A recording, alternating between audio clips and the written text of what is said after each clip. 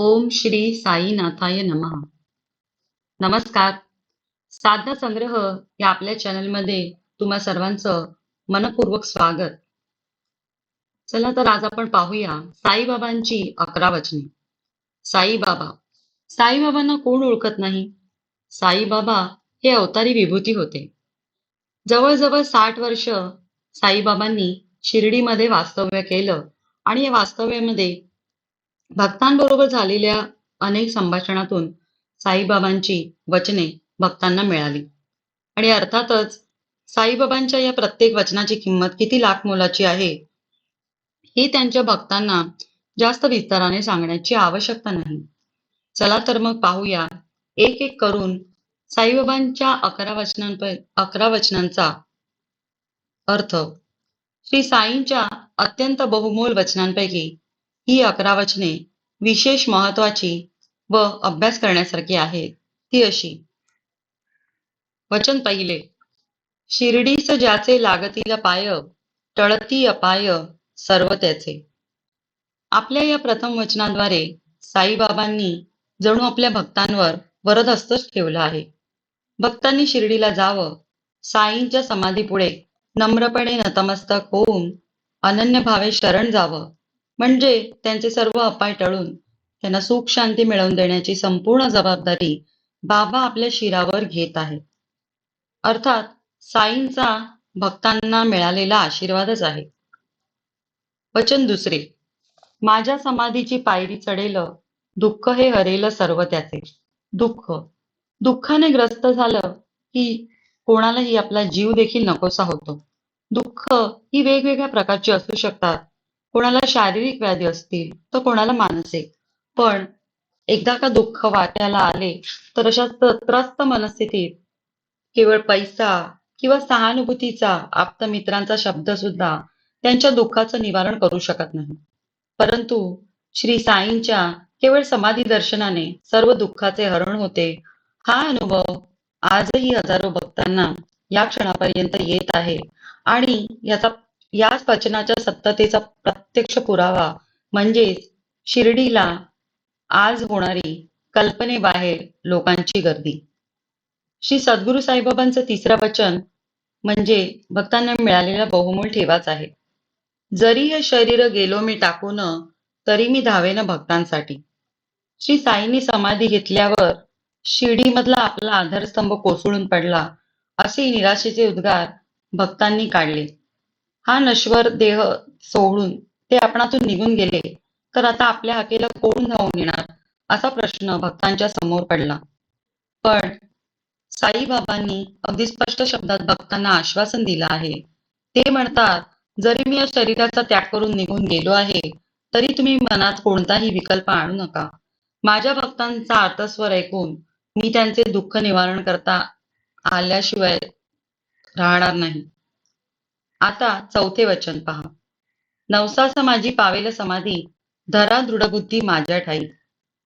साईंची समाधी म्हणजे सामान्य माणसाची समाधी किंवा दगड-विटांची बांधलेली इमारत नाही, तर ही एका दिव्य पुरुषाची जिवंत समाधी आहे, जेथे साक्षात श्री साईंचा दिव्य आत्मा या समाधीभोवती निरंतर वास करत आहे. साईंच्या ठिकाणी निस्सीम तळमळ आणि दृढ भक्ती असेल तर त्यांचे नवस ज्ञान श्री साईंची समाधी नेहमीच यशस्वी होईल.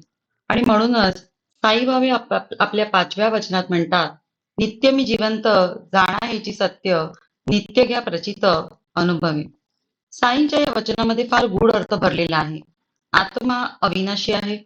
जुने वस्त्र टाकून आपण नवीन वस्त्र धारण करतो, त्याचप्रमाणे आपला आत्मा सुद्धा एक देह टाकून दुसऱ्या देहात प्रवेश करतो.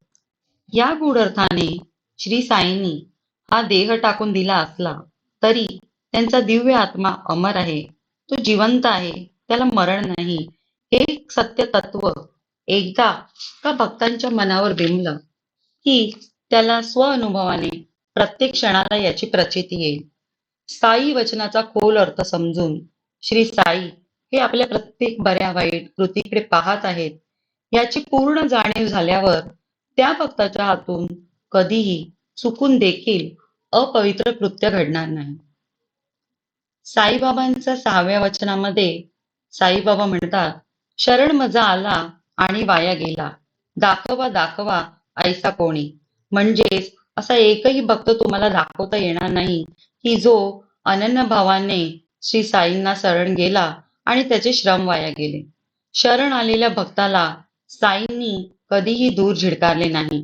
त्यांनी रागाने उद्गारलेले शब्द किंवा अपशब्दातही भक्तांचे कल्याण करण्याचे सामर्थ्य होते. श्री साई किती प्रगल्भ आत्मविश्वासाने हे साऱ्या जगाला आवाहन देत आहेत. किती आत्मविश्वास दांडगा आहे त्यांचा या वचनामध्येच दिसून येतो. साईंच्या लीला अगम्य होत्या. त्यांच्या कृतींचा अर्थ कळण्यास फार कठीण होता. तरी देखील हेच नितांत सत्य आहे की श्री साईंना शरण आलेल्या प्रत्येक भक्ताला साईंनी अभय दिले आहे. आता श्री साईंची वागणूक सर्वच भक्तांच्या ठिकाणी सारखी नव्हती. याचं कारण त्यांच्या या वचनाप्रमाणे असू शकेल, जो जो मज भजे जैसा जैसा भावे, तैसा तैसा पावे मीही त्यांसी. साईंच्या या 7व्या वचनात साईबाबा अगदी स्पष्टपणे सांगतात की भक्तांच्या ठिकाणी जितका तीव्र स्वरूपाचा भाव साईंच्या ठिकाणी तितकं शीघ्रगतीने त्याला श्री साईंचे प्रेम संपादन करता येईल. कित्येक वेळा काही लोक गंमत म्हणून साईंच्या दर्शनाला येत, काही नास्तिक तर काही चिकित्सक लोक साईंकडे येत. त्यांचा बघण्याचा दृष्टिकोन निराळा असेल. अर्थातच अशा लोकांना श्री साई कसे पावणार. परंतु श्रद्धाळू भक्तांची गोष्टच निराळी होती. त्यांच्या ठिकाणी आपुलकीची भावना सदैव पाहायला मिळेल आणि म्हणूनच श्री साईंचा आपल्या भक्तांवर सदैव वरद हस्त असेल. इतकंच नव्हे तर अशा भक्तांचा भार साई आपल्या शिरावर सर्वस्वी वाहून घेत. हेच त्यांनी आपल्या 8व्या वचनात स्पष्टपणे म्हटलं आहे. तुमचा मी भार वाहीन सर्वथा, नव्हे हे अन्यथा वचन माझे. प्रेमळ भक्तांची संपूर्ण जबाबदारी श्री साई आपल्या शिरावर वाहून घेत. शेकडो भक्तांना त्यांनी उदार अंतःकरणाने प्रपंचातील अडचणी दूर करण्याकरता अमौलिक मदत केली आहे. कारण एकदा श्री साईंच्या चरणी स्वतःला वाहून घेतलं म्हणजे साई त्या भक्ताचा सर्व भार स्वतःवर लादून घेत व प्रेमाने त्या भक्ताला कशाचीही वाण पडून देत नसत. जाणं येते आहे सहाय्य सर्वांचं, मागे जे जे त्यास ते लावे. साई आपल्या भक्तांवर पोटच्या मुलांप्रमाणे प्रेम करत. लहान मुलांना तर ते फारच प्रेमळपणे वागवत. श्री साई हे भक्तांचे खात्रीचे आशास्थान होते. कोणताही चांगला भाव मनात ठेवून श्री साईंच्या दर्शनाला जावे व आपली मनोकामना पूर्ण करून घ्यावी. साईंच्या या वचनात भक्तांना ही जाणीव देण्यात आली आहे की ज्याप्रमाणे कल्पवृक्ष इच्छा पूर्ण करतं, त्याप्रमाणेच भक्तांच्या मनातील सर्व इच्छा श्री साईंच्या कृपेने फलद्रूप होत असत आणि माझं भक्तांना पूर्ण सहाय्य आहे असं साईंचं वचन आहे. पण वाटेल त्या भक्तांवर साईंची इतकी कृपा सहज व रीतीने होत नसे. त्याला भक्त देखील तितक्याच योग्यतेचा लागे आणि म्हणूनच आपल्या 10व्या वचनात साईबाबा म्हणतात, माझा जो झाला कायावाच्या मनी, तयाचा मी ऋणी सर्व काळ. जो भक्त शरीराने, वाचेने आणि मनाने साईंचा झाला आहे, आपले सर्वस्व श्री साईंच्या चरणी ज्याने वाहिले आहे, त्या भक्तांचे साई हे सदैव ऋणी होते. अशा भक्तांवर साईबाबांनी उद्धार करण्याचे व सन्मार्ग दाखवून आत्मज्ञानाचे योग्य ते पाठ करून घेण्याचे आणि त्यांना अध्यात्म ज्ञानाची गोडी लावण्याचे आपले कर्तव्य समजून त्यांचे शिष्यत्वच पत्करले व साईबाबा नेहमी त्यांच्या ऋणातून स्वतःला मुक्त करून घेण्याकरता दिवस रात्र खटपट करीत. साईबाबा आपल्या शेवटच्या म्हणजेच 11व्या वचनात आशीर्वाद देतात आणि असे म्हणतात, साई म्हणे तोची, तोची झाला धन्य, झाला जो अनन्य माझ्या पायी. मनुष्य जन्माला येऊन प्रत्येक मानवाने आपलं कर्तव्य पार पाडलं पाहिजे. सद्गुरु चरणी अनन्य भावाने शरण जाऊन त्याच्याकडून दयाघन परमेश्वराची ओळख करून घेतलीच पाहिजे. जो साईंच्या चरणी लीन झाला, त्यांना अनन्य भावे शरण गेला, त्याच्या जन्माचे सार्थक होईल. तोच भक्त धन्य या बहुमोल पदवीला लायक ठरेल. असंच साईबाबांचं या वचनात सांगणं आहे. श्री सद्गुरु साईबाबांची ही 11 वचने म्हणजे त्यांच्या सर्व जीवनचरित्राचं सार आहे. भक्तांबरोबर वेळोवेळी झालेल्या संभाषणात स्वतः ही वचनं साईंनी सांगितली आहेत. साईंच्या मुखातून निघालेला एकही शब्द कधीही असत्य ठरला नाही, कारण त्यांना वाक्सिद्धी प्राप्त झालेली होती.